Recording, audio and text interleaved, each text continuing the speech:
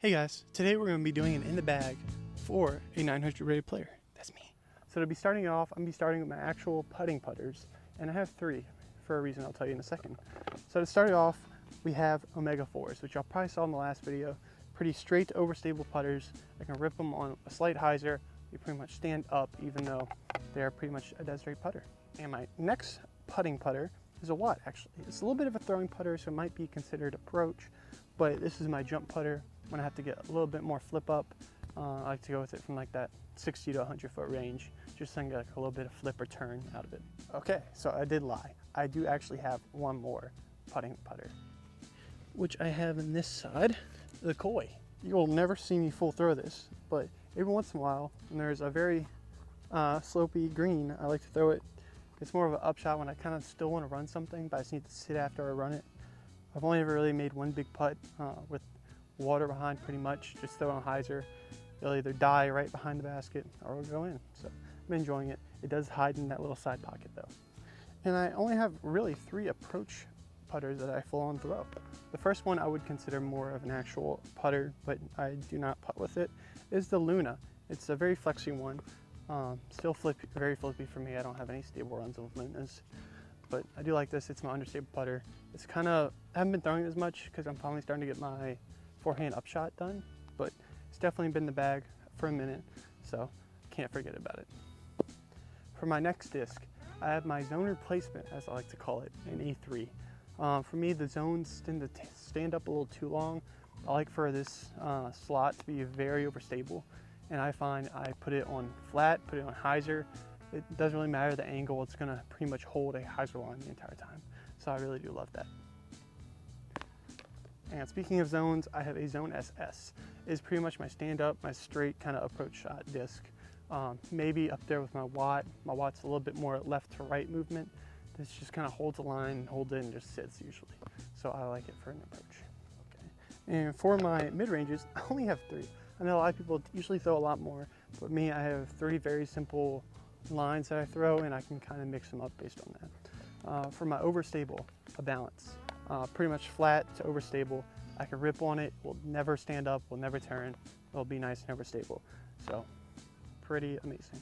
And one thing I would like to say about the balance is I would kind of put this against the Pyro, but I think the Pyro just gets more left. I feel like this is just more overstable. It dumps more, so it doesn't go as far, which I kind of like for my overstable mid-range. For my straight mid-range, I have a Hex. You'll see in a little bit when I throw it, I can pretty much put a little bit of hyzer, pretty much flat. It will never turn. So you can kind of see this with a few discs. I throw, it will stand up, it will never turn. But it's pretty much straight to overstable is what I would call it. It's a glow run, it's an overstable run. It's the only run of Hexes I really like anymore. And for my flippy mid-range, I feel like this is like the most interchangeable spot in my bag. Throwing Mako 3s that were beat in, I find they kind of just randomly turned sometimes for me.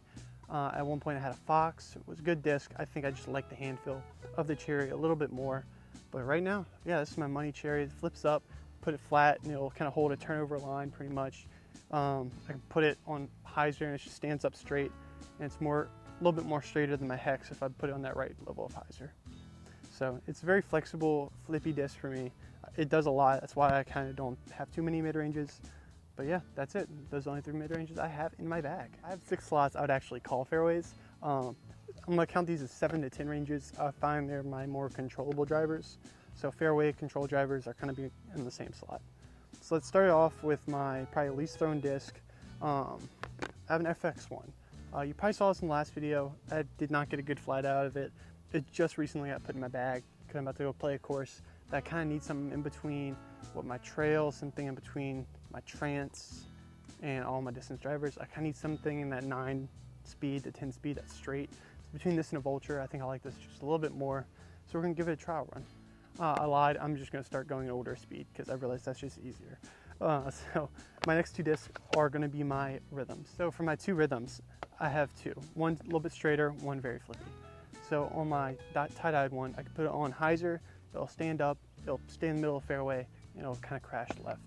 Meanwhile, this white one, if I put it on that hyzer, it'll stand up and just hold a nice turnover line. Put it flat and high, it'll hold a turnover line. It will go right.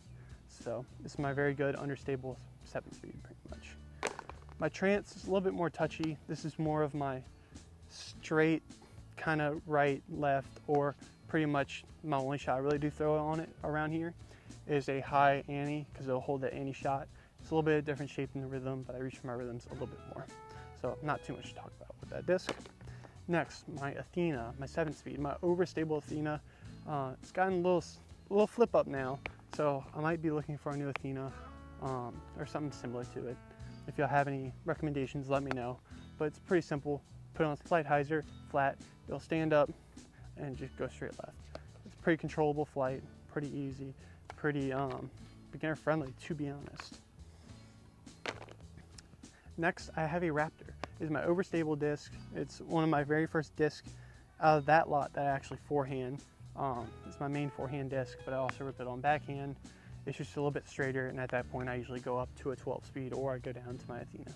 But it's still a great disc nonetheless. Mostly forehands though, pretty standard too. And my last disc, my Money Trail, that I managed to always lose. I've lost this like 5 times since it came back to me. But I can't replace it, to be honest. No trails like this flip. I gotta beat another one in, which I don't have the time for. But this trail, if I put it on hyzer, it'll stand up, it'll move right, and it'll like end perfectly straight from where I threw it. It's a perfect flight for me. It's not overstable, too overstable, so all the other trails I've done are pretty overstable. This specific run I loved a lot. And I did forget one disc, which is at the very top middle, my roller disc. Signed by Gannon Burr, my function. Yep, it's my roller. It's the only disc I throw rollers with. It goes far, so it's always nice. It's flippy. It's just what you need for a roller disc. Now for what y'all are probably all waiting for, my distance drivers. We're gonna start off with my Wraith. This is the only disc in my bag that is purely a forehand disc. It's a hyzer flip. It'll stand up and it'll crash at the end, or it'll turn over if I put it flat, which I need sometimes, but I don't do that shot too much. So it's a great disc, but it's only for forehands. Next is my time lapse. Great disc, overstable. This one's got a slight push to it. I used to kind of double up on my time lapses, but I have some other slots that I feel like kind of are better with not just 2 time lapses. I'll show you in a second. So yeah, this is pretty much my straight 12-speed. And we're gonna move right into the next one because it goes along with it. This is my DD3. Same mold realistically, but this one's a slight hyzer flip up, not turnover, but slight hyzer flip up. It's just kind of like the flippier version of my time lapse. I like it a lot. And to compare with those two, I have my slab. This thing is straight overstable. It will pretty much fade out of anything. So I have pretty much very overstable, straight to overstable, and flip up. So I like that for my distance drivers. And typically if I'm throwing that far, I'm gonna just throw my trail and try and cover anything flippier than that. Because usually at that range, I'm not gonna try and get something to hold at any higher speeds. So for my next 3 discs, I have my big bombers. Let's start off with the most overstable, the Engine, which you also probably saw in the last video. It's a good hyzer. It'll have like a little bit of pop, so it doesn't just knife into the ground. But it's my overstable distance bomber. My next is my Pharaoh. This is a pretty much hyzer flip, dead straight distance driver as much as you can get. I've gotten 420 with this disc twice. Easily my furthest flying disc. I love this disc.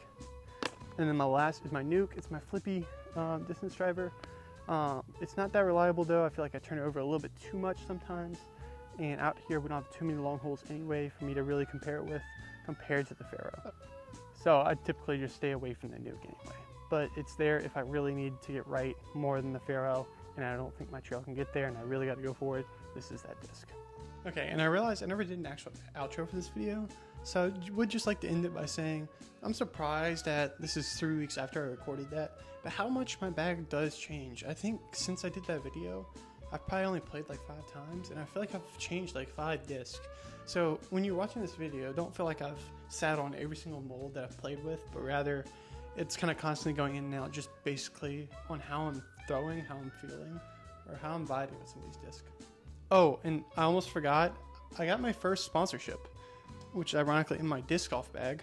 Dubby is a energy supplement company that I actually have tried before and I liked, so I tried out for their creative program. and I got it. So if you want to use my code, it's WoodyDG. It gets you 10% off the store, and you might be the first ever money I made from disc golf. So if you like to be the first, just buy something cheap. It'd be much appreciated. I use them. I like them. So why not?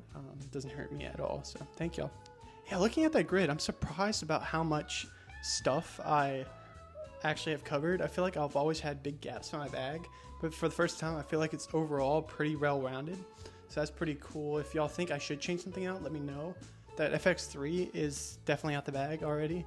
I'm trying to find something to replace it. So a straight 10 speed. I did have a PD that I lost that I liked in that spot, but if you have any recommendations, let me know. Make sure to leave a like and subscribe.